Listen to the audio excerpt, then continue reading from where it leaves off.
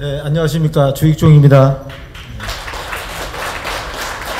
제가 오늘 말씀드릴 제목을 한국 주식사회의 뇌경색이 해소될 날은 언제인가 이랬는데, 여기서 지식사회라 하면 대학 그리고 언론입니다. 대학과 언론, 이걸 한국의 지식사회라고 잡았고요. 그럼 왜 뇌경색이냐? 자, 뇌경색이 걸리면은 이 혈관이 막혀가지고 기능이 안 되잖아요. 그래갖고 그와 관련돼서 마비가 되고 못 쓰게 되고 결국은 나중에 이제 죽죠. 그럼 지식사회의 뇌경색은 뭐냐? 논의가 이루어지는 거예요. 어떤 견해가, 어떤 주장에 대해서 반론이 나오고 그 반론에 대해서 또 비판을 하고, 이런 논의가 이루어지는 건데, 이게 이루어지지 않고 꽉 막혀 있다 하는 말씀입니다. 자, 정치에서 분명히 좌익 패권 시대에 지금 들어섰습니다. 그런데 이미 그 전부터 지식사회에서도 좌익 패권 시대에 들어섰습니다. 이른바 이제 저희가 이제 종족주의라고 표현했습니다만, 그런 민족주의적인 언설, 견해, 이런 것들이 특히 역사학, 사회과학 쪽을 완전히 장악을 한 상태고요. 이 입장에서는 비판 안 받아들입니다. 그리고 이견, 다른 견해, 다른 이설 용납하지 않습니다. 어떻게 하느냐? 1차적으로는 무반응이에요. 뭐 새로 비판을 해도 아무런 대꾸를 안 합니다. 그러면 그쪽은 다수고 비판하는 사람은 소수이기 때문에 묻힙니다.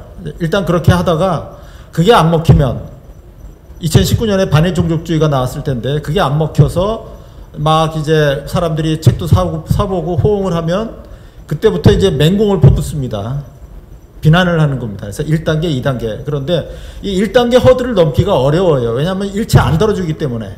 이번에 반일 종족의 역사내란 이 책도 여러 경로로 좀 소개를 해달라라고 레가시 미디어에 부탁을 했지만은 한 군데에서도 다뤄주지 않았습니다. 연합뉴스에 요만하게 해놨습니다.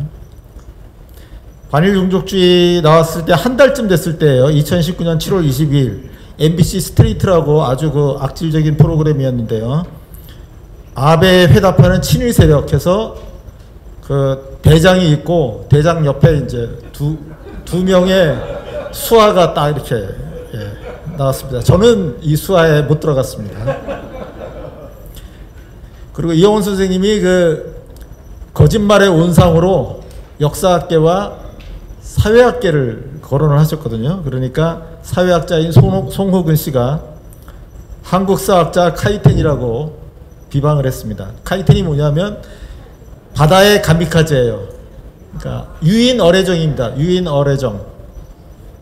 그러니까 두 가지가 있더라고요. 어뢰를 타고 가서 이렇게 그러니까 잠수함에서 발사된 유인 어뢰정이 있고, 그다음에 조그만 배인데 그러니까 해상이죠. 해상에서 돌격을 해가지고 배를 들이받는 거예요. 그래서 한국사학자 카이텐이다 이렇게 이제 조롱을 한 거죠. 그 다음에 요 옆에 있는 거는 이제 연세대학교 이철우 교수인데, 스스로 학문적 목숨을 끊었다, 스스로 자살했다, 뭐 이런 식으로 표현을 했습니다.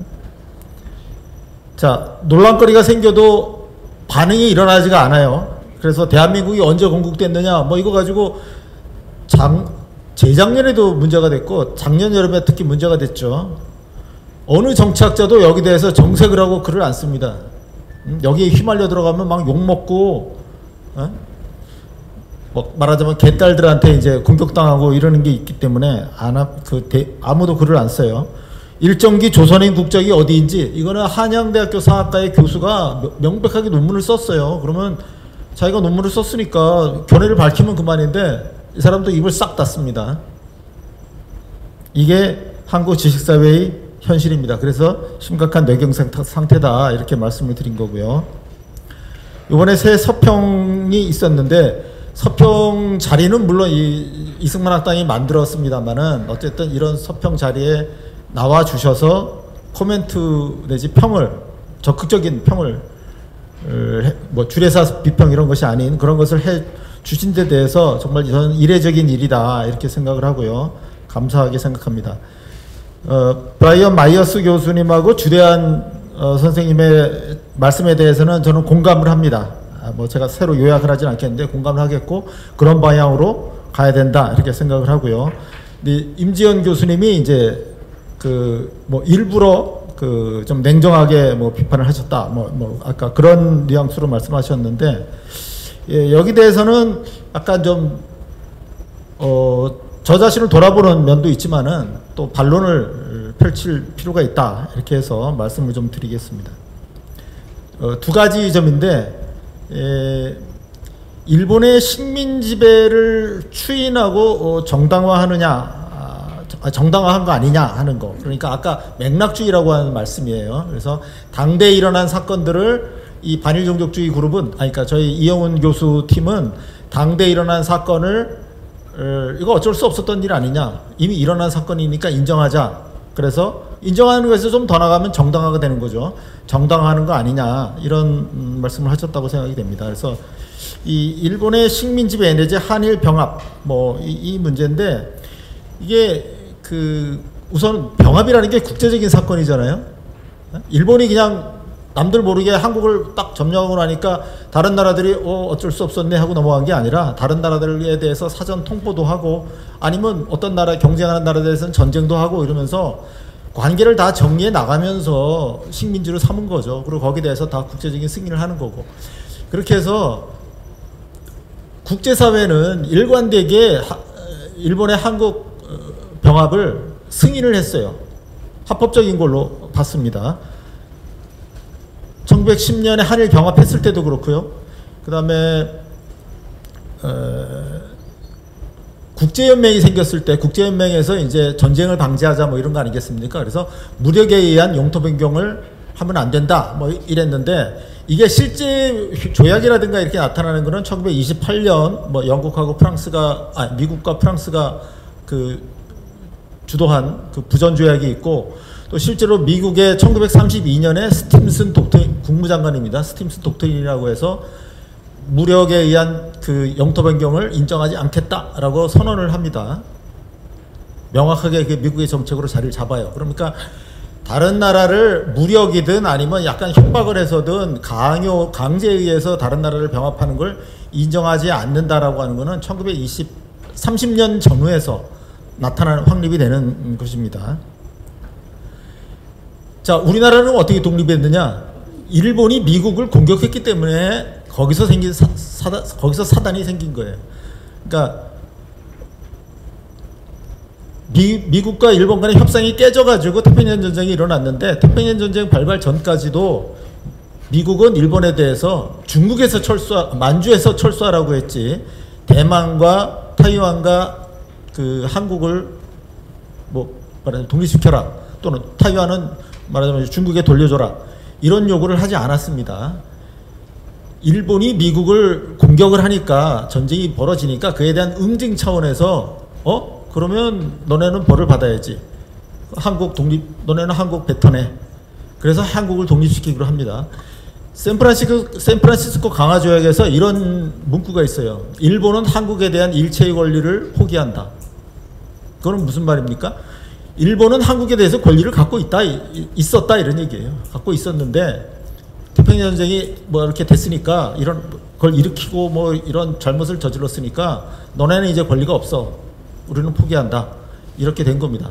자, 이거 국제사회의 입장은 일관되어 있어요. 아주 일관되어 있어요. 일본의 한국 지배는 뭐 어쩔 수 없는 거다.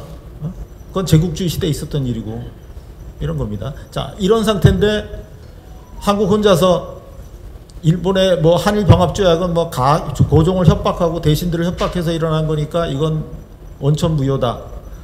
이렇게 주장할 수 있겠느냐 하는 겁니다.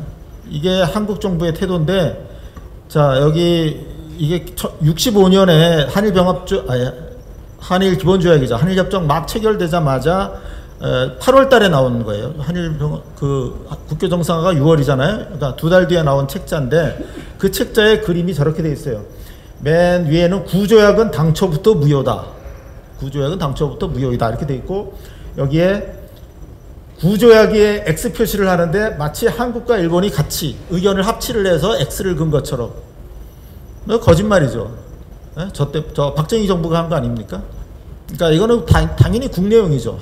국내 사람들한테 우리가 이렇게 한일 기본조약을 맺었다는 건데,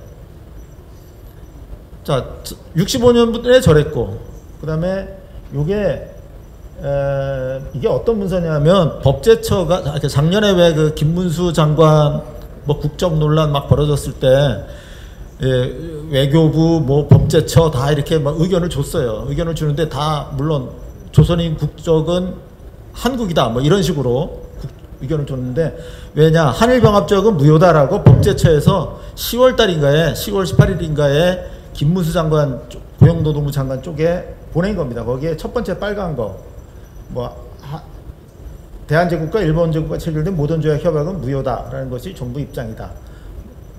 자 65년에도 그랬고 2024년에도 그렇고 한국 정부는 저렇게 주장해요. 그런데 아까 말씀드린 대로 국제사회가 일관되게 과거에 식민지가 있었던 건 어쩔 수 없는 거다.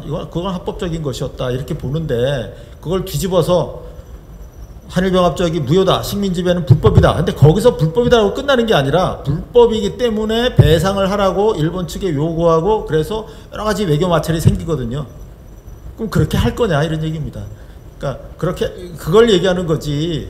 이게 과거에 일어난 일은 다 어차피 일어날 만해서 일어난 거니까 합법적인 거고 그건 다 그 정당하다 이렇게 주장하는 게 아니라고 하는 겁니다. 그 다음에 전시동원에 말하자면 이제 저희가 얘기하는 반일 종족주의 그룹은 정대협이라든가 뭐 이런 그룹은 전시동원의 강제성을 주장하고, 저희는 전시동원의 그러면 자발성을 주장하는 거냐,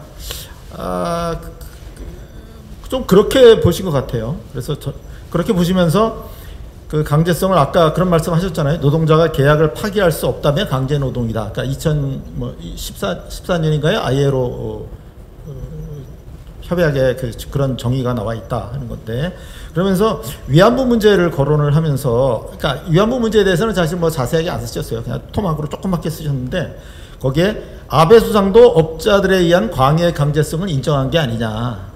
그러니까 국가가 연행했다 이런 거는 일본 정부가 인정을 안 하지만 업자들의 어떤 강요를 한 거 이런 부분은 인정한 게 아니냐 하는 건데, 그럼 이거는 해석을 한다면은 말하자면 이제 노동자가 계약을 파기할 수 없었으니까 강제 노동이다. 그러면 위안부도 계약을 파기할 수 없었으니까 뭔가 성노예, 그러니까 강제 연행되지 않았다 하더라도 계약을 파기할 수 없으니 성노예 아니냐 뭐 이런 뉘앙스가 있는 게 아닌가 싶은데, 저희 내진 제가 하고 싶은 얘기는 이런 겁니다. 그러니까 제가 위안부 책을 2023년 한 1년 반쯤 전에 2023년 말에 냈는데, 거기 위안부 동원의 구조를 보면 이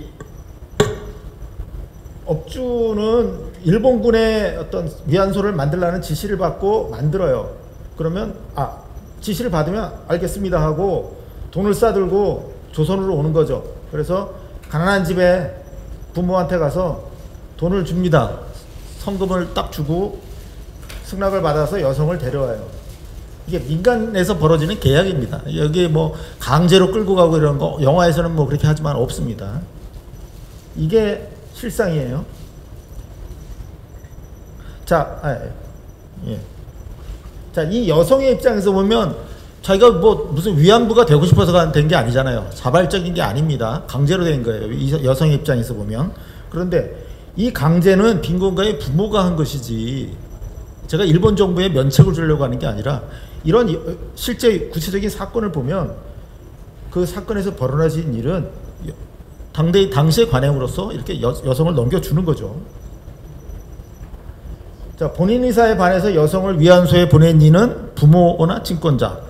국내에서도 마찬가지 일이 벌어져요. 작부로 보내거나 식모 도해지에 있는 식모로 보낼 때 그렇게 일괄적으로 어느 정도의 돈을 받고 넘겨줍니다. 또 위안부는 선불금 채무가 있기 때문에 중도에 못 떠나요. 또 거기가 전쟁터잖아요. 전쟁터이기 때문에 외국이기 때문에 떠날 수가 없는 거예요. 그러니까 이 강제성이라는 거는 강제성이 있어요. 이 여성에 대한 강제성이. 근데 이게 일본을 막 우리가 공격하잖아요. 정대협이나 이런 데서. 거기에서 이게 일본 정부 때문만은 아니다. 이런 얘기고요. 그래서 과거사 문제의 내막을 이렇게 들여다보면 이 강제동원, 그로 인한 피해, 이게 이제 어쨌든 그동안에 그 반일 그룹에서 이야기하는 주된 태제인데, 이렇게 단순화할 수가 없습니다. 저희는 이러한 단순화를 비판하는, 이거 폭론이에요, 폭론. 아주 단순화시켜서 그냥 막 지어낸, 이거를 부정한 것이지, 단순히 뭐 자발적이었다 이렇게 얘기한 거는 아니고요. 결국은 논의를 회피하지 말고 어쨌든 해야 된다. 그래서 양심적인 문제 제기를 어쨌든 한국 지식사회는 외면하고 있는데, 거의 투명인간 취급이라고 생각이 듭니다. 존재하지 않는 걸로. 그러니까 책을 내도 어떤 견해를 주장해도 존재하지 않는 견해입니다. 예. 그렇게 하는 게 과연 좋으냐. 이게 뇌경색이 어떻게 돼요. 막 죽잖아요. 얼마 안 가서 죽잖아요. 예? 국내적으로는 진실을 이렇게 무시하고, 또 일본이 뭔가 만만해 보이나 봐요. 그래서 일본한테는 막 무슨 말이든지 막 하잖아요. 반드시 대가를 치르게 되어 있다. 저희는 그걸 우려하는 거다. 그 말씀을 드리겠습니다. 네, 감사합니다.